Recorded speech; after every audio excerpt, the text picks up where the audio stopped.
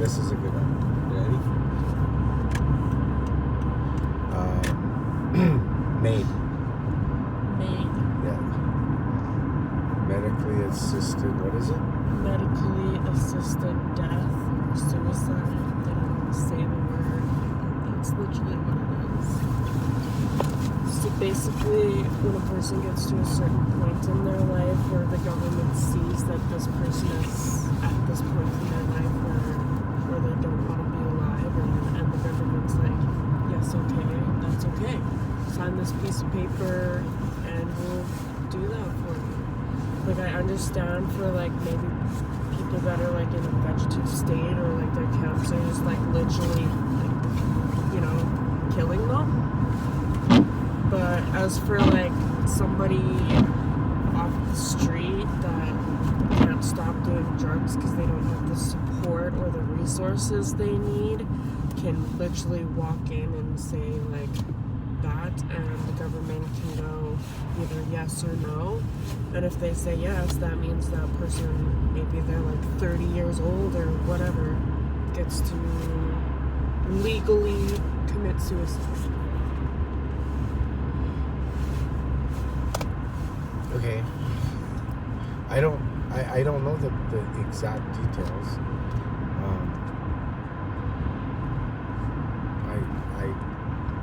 I don't think talked about this a million times before already. I assisted my wife in dying. Yes, but she was at the point in that. Well, she actually knew. She called me that morning. I told you the story, right? Okay. So I agree. I don't think there is a single human being. I don't think any human being does not agree with the compassionate death for somebody that is in pain, physical pain. Their body is shutting down, whatever. There is no return, pretty much. Right.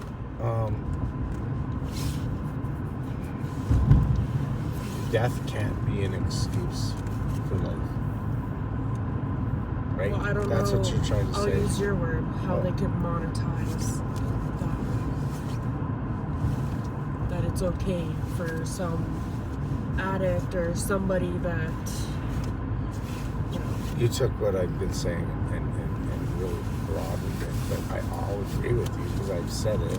I do believe human beings and mental health are monetized. So,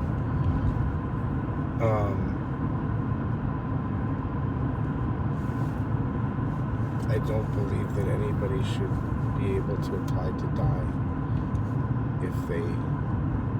I think that from what I've seen that I've already posted on this, the number is really, really tiny for what we are talking about, where people didn't have, you know, a life-threatening, where they weren't terminal. Is that the word I'm looking for? Yeah. That's what this is all about, right? Whether Yeah. you're terminal or not, how much pain you're living with. Right. Okay, and it means that people that aren't terminal, who are just not trying, or just, I don't know. That's basically allowing people to give up. That doesn't compute. Can't allow anybody to do that. Even that's what I'm trying to say. This is supposed to be compassionate, right? So our government should not be assisting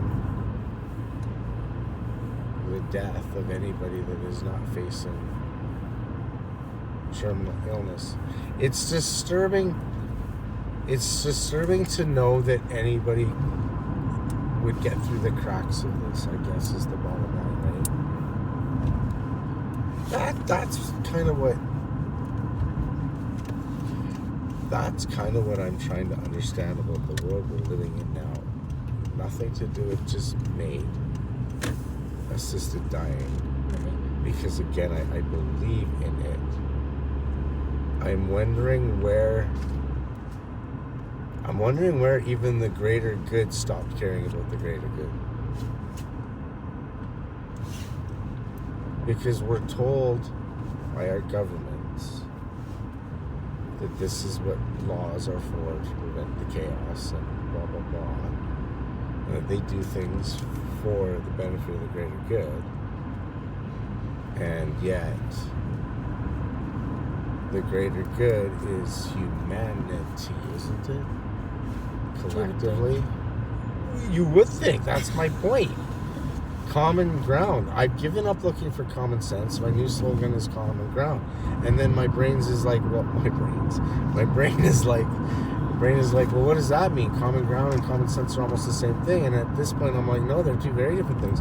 Because common sense used to be like-minded thoughts. Everybody believed in certain things. Work ethic, being polite, courtesy, how to drive. All of these, I guess I'm old school. I don't even know what generation that means. Like, all of these different labels. And all of these different things.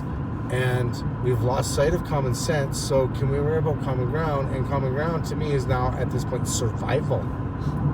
Well, we all have to eat. I'm pretty sure we all agree on that one. Right. And we're worrying about what to eat now and how long. And started the conversation about assisted suicide. And it is all relative because I guess I'm trying to say there should be a place in every hospital that you go in, or this should be like a very deep hidden thing. Right. The resource should not be advertised. It should only be disclosed to people at the point of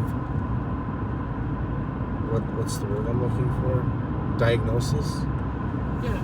Because I believe it was offered to my wife, and at the time, how I understood it was, it's funny to come all the way back full circle to that. He said yes, she's in the room.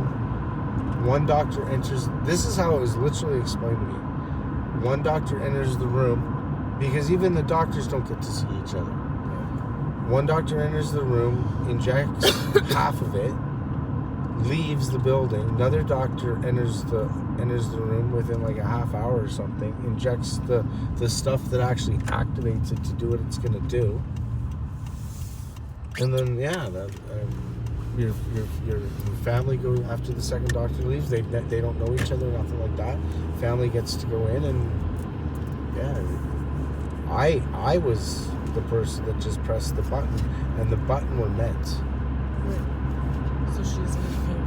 Right, her system, she knew she was like, that's why she actually called me. She was already at the hospice. In fact, she'd come home to visit. She told me later that she didn't even want to come home to visit. She wasn't trying to be rude. She was in a lot of pain, but she wanted to visit because I asked her to.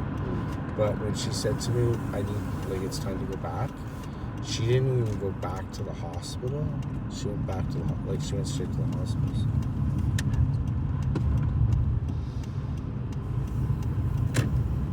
So, at the end of the day, yeah, I guess I'm trying to say that I suppose that unless I'm missing something, it shouldn't be advertised. It shouldn't be celebrated, for lack of better words, as mainstream solution.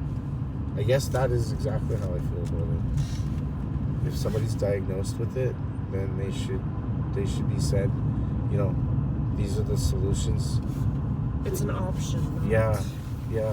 It's like when any couple has the conversation, the hardest conversation they'll ever have as a couple, in my opinion.